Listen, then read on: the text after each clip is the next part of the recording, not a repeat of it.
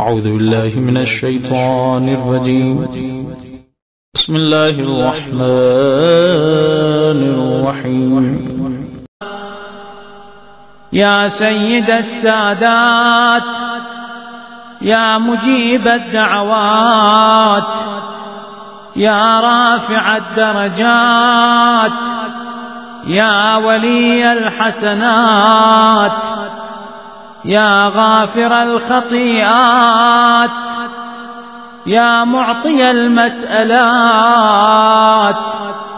يا قابل التوبات يا سامع الأصوات يا عالم الخفيات يا دافع البليات. سبحانك يا لا إله إلا أنت